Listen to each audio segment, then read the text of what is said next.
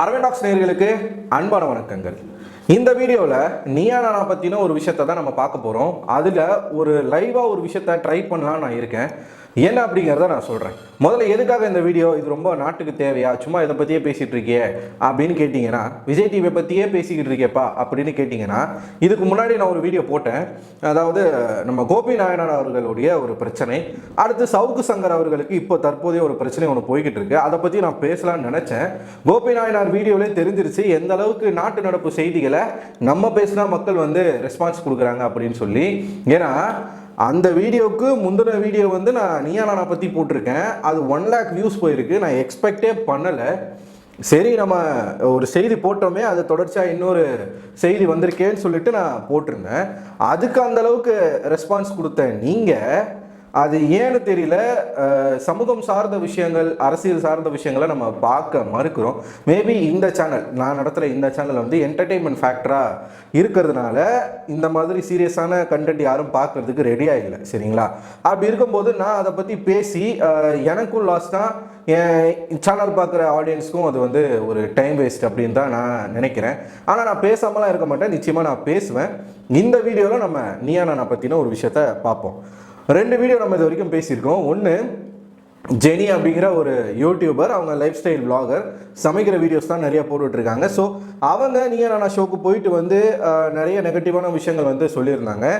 அவங்களுக்கு அதாவது ஷோ பற்றி சொல்கிறத விட அவங்க பர்சனலாக அங்கே என்ன அனுபவிச்சாங்க அப்படின்னு சொல்லி சில விஷயங்களை சொன்னாங்க. எனக்கு மைக்கு கிடைக்கல, பேசுகிறதுக்கான வாய்ப்பே கிடைக்கல, யாராச்சும் போகிறீங்க அப்படின்னா நீங்கள் ஒரு மைக்கை கொண்டு போயிருங்க, நான் இனிமேல் இந்த மாதிரி ஷோக்கெலாம் போக மாட்டேன், ஆனால் அவார்ட் ஷோக்கு மட்டும் நான் போவேன், இப்படிலாம் அவங்க பேசியிருந்தாங்க. அதை பற்றி நம்ம பேசியிருந்தோம்.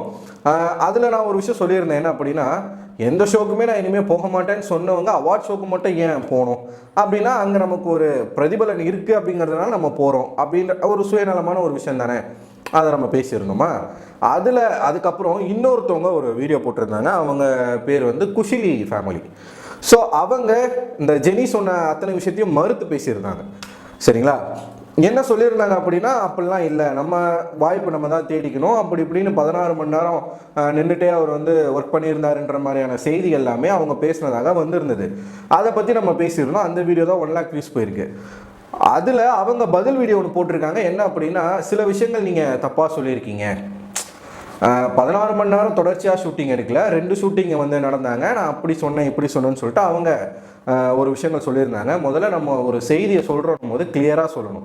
நீங்கள் என்ன சொல்கிறீங்களோ அதை தான் வந்து நம்ம பேச முடியும். அதுக்கப்புறமா அதுக்கு ஒரு விளக்கம் கொடுக்கறது வந்து சொல்லும் போதே நீங்கள் கிளியராக சொல்லியிருந்தீங்கன்னா நான் அதை வந்து சொல்லியிருப்பேன். ஓகே, அது ஒன்றும் தப்பு கிடையாது. சரிங்களா? இப்போ என்ன அப்படின்னா, நான் யோசித்தேன், ஏன் யார் யாரோ சொல்கிறத கேட்டுட்டு நம்ம ஏன் பேசணும்? நம்மளே ஏன் வந்து அதை பார்த்துடக்கூடாது? இப்போ நீயா நானால என்ன நடக்குது, அங்கே போயிட்டு வந்தால் எல்லாரும் என்ன ஃபீல் பண்ணுறாங்க, வாய்ப்பு கிடைக்குதா கிடைக்கலையா, எவ்வளோ நேரம் ஷூட்டிங் நடக்குது, ஷோ எப்படி நடக்குது, எத்தனை பேர் வேலை செய்கிறாங்க, கோபிநாத் அவர்களோட உழைப்பு எப்படி, கோபிநாத் அவர்களோட உழைப்பை நம்ம எந்த விதத்திலும் நம்ம கொச்சப்படுத்தலை. அவருடைய உழைப்பை வந்து நம்ம எங்கேயுமே கம்மியாக நினைக்கல. 19 வருடங்களாக அவர் வந்து மீடியா இண்டஸ்ட்ரியில் இருக்கார், அதுக்கு மேலே கூட இருக்கலாம், தெரிஞ்சு நான் சொல்கிறேன்.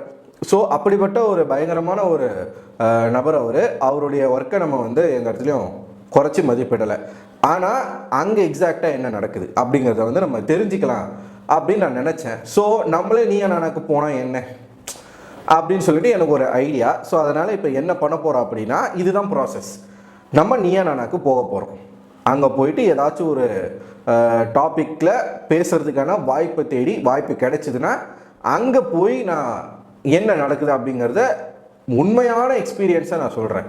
நானே போய் ஃபீல் பண்ணி அங்கே நடக்கிற விஷயங்களை கண்ணால் பார்த்து உங்ககிட்ட சொல்லலான் இருக்கேன்.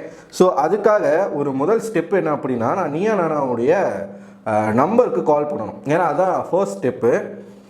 அவங்களுக்கு நம்பர் ஆல்ரெடி நான் எடுத்து வச்சுருக்கேன். அவங்களுக்கு கால் பண்ணி நம்ம வந்து ரிஜிஸ்டர் பண்ணணும். முதல்ல அவங்கக்கிட்ட நம்ம சொல்லணும். அவங்க சில கொஸ்டின்ஸ்லாம் கேட்பாங்க, அதை நம்ம ரிஜிஸ்டர் பண்ணணும். நான் ஏற்கனவே ஒரு வாட்டி பண்ணியிருந்தேன். இப்போ மறுபடியும் உங்களுக்காக உங்கள் முன்னாடியே ட்ரை பண்ணலான்னு இருக்கேன். முதல்ல ஃபோன் போகுதான்னு பார்ப்போம், ஏன்னா ஒர்க்கிங் டைம் என்னன்னு தெரில. ஸோ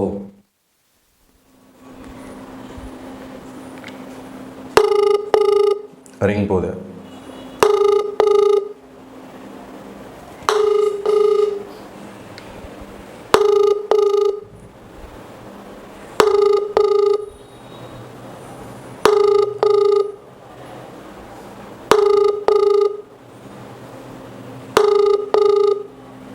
எடுக்கல.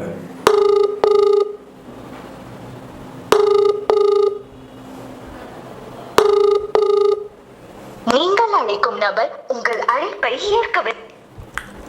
இன்னொரு நம்பர் இருக்குது, நம்ம அந்த நம்பருக்கு ட்ரை பண்ணுவோம். ஏன்னா 2 நம்பர் எப்பயுமே கொடுப்பாங்க.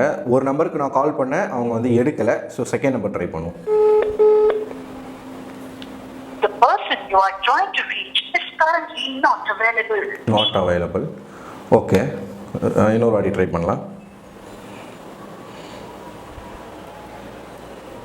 The person you are trying to reach is currently not available. So நீயா நானாவுடைய 2வது நம்பர் நாட் அவைலபிள்.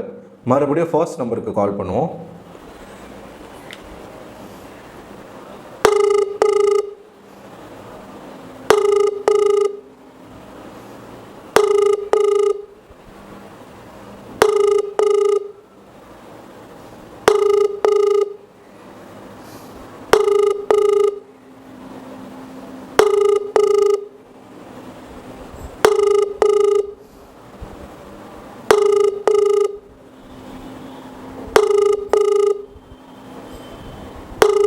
நீங்கள் அழைக்கும் நபர் உங்கள் அழைப்பை ஏற்கவில்லை. தயவு செய்து. ஓகே, ஃபோன் எடுக்கலை. ஆக்சுவலாக மேபி டைம் வந்து ஒர்க்கிங் டைம் முடிஞ்சிருக்கலாம். நான் இப்போ கால் பண்ணும்போது மணி வந்து 6:50. நல்லா பார்த்துக்கோங்க, நான் மேபி லேட்டாக பண்ணியிருக்கலாம். ஸோ நம்ம மறுபடியும் நாளைக்கு காலையில் நான் ட்ரை பண்ணுறேன். ட்ரை பண்ணி அவங்க என்ன சொல்கிறாங்க, நம்ம நேரடியாக ரெஜிஸ்டர் பண்ணி நம்ம ஷோக்கு போகிறதுக்கான ப்ராசஸ் வந்து பண்ணுவோம். The next day. ஸோ நேற்று நம்ம வந்து நீயா நானாக்கு கால் பண்ணியிருந்தோம், ஆனால் அவங்க காலை பிக் பண்ணலை. 7 மணிக்கு நம்ம கால் பண்ணதுனால மேபி அது அவங்க ஒர்க் முடிச்சுட்டு போகிற டைமாக இருக்கலாம். அதனால் அவங்க வந்து கால் பண்ணலை. இப்போ மறுபடியும் மறுநாள் காலையில் இப்போ டைம் வந்து என்ன ஆகுதுன்னு பார்த்தீங்கன்னா 2:15. ஸோ இந்த 2:15க்கு வந்து நம்ம மறுபடியும் ட்ரை பண்ண போகிறோம். ட்ரை பண்ணிவிட்டு அவங்க எடுக்கிறாங்களா அப்படிங்கிறத நம்ம பார்ப்போம்.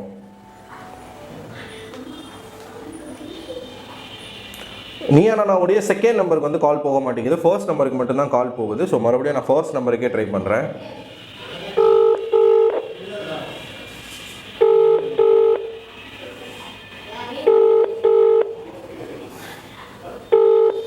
ரிங் போகுது.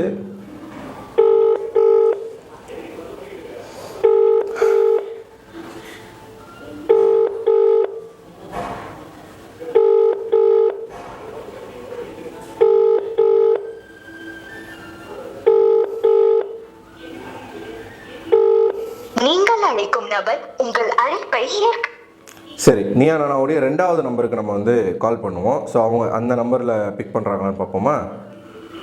ஏன்னா நேற்று இந்த நம்பர் என்கேஜ் ஆகிடுச்சு. Second number not available. Okay, one last time first நம்பருக்கு நம்ம மறுபடியும் ட்ரை பண்ணுவோம். எனக்கு தெரிஞ்சு இது லஞ்ச் டைமாக கூட இருக்க வாய்ப்பு இல்லை, ஏன்னா மணி 2:15க்கு மேலே ஆயிடுச்சு. ஸோ 1 மணிக்கு தான் லஞ்ச் டைம் கொடுப்பாங்க.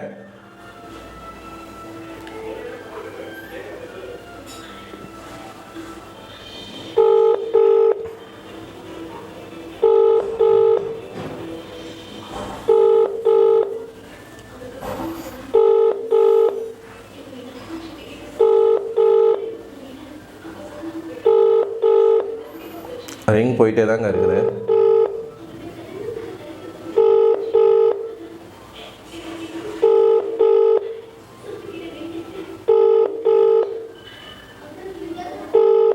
நீங்கள் அழைக்கும் நபர் உங்கள் அழைப்பை ஏற்கவில்லை. ரெஸ்பான்ஸே இல்லை. ஒரு நம்பருக்கு காலே போக மாட்டுது, இன்னொரு நம்பருக்கு கால் போகுது, ஆனால் எடுக்க மாட்டுறாங்க. ஸோ சரி, நம்ம இன்னொன்று செக் பண்ணுவோம். மேபி நம்பர் ஏதாச்சும் சேஞ்ச் பண்ணியிருக்காங்களான்னு பார்ப்போம். நெட்டில் வந்து நம்ம ட்ரை பண்ணுவோமா?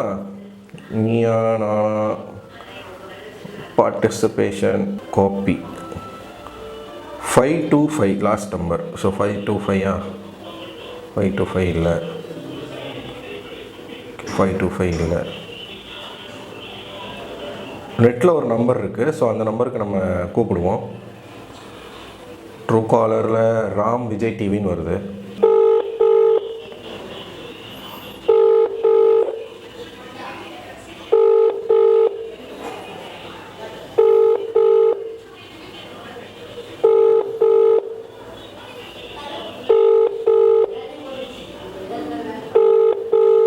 சேம் ரிங் போகுது.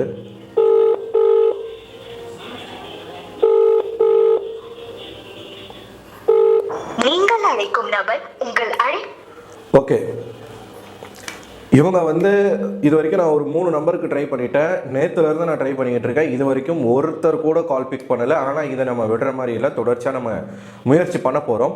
அடுத்த வீடியோவில் நான் மறுபடியும் வந்து ட்ரை பண்ணலான்னு இருக்கேன். ஸோ இந்த வீடியோவை நான் இதோட முடிக்கிறேன். இதோட முடிச்சுட்டு நெக்ஸ்ட் வீடியோவில் நான் மறுபடியும் கால் பண்ணி அப்போயாச்சும் அவங்க ரெஸ்பான்ஸ் பண்ணுறாங்களா அப்படிங்கிறது வந்து நம்ம பார்ப்போம். ஸோ இதை பற்றி நீங்கள் என்ன நினைக்கிறீங்க? இது வந்து ஒரு சின்ன ஒரு முயற்சி தான். ஏன்னா வெளிப்படைத்தன்மையாக நம்மளுடைய சேனல் நண்பர்களுக்கு வந்து நம்ம காட்டணும் அப்படிங்கிறதுக்காக தான் இதை நான் ட்ரை பண்ணுறேன்.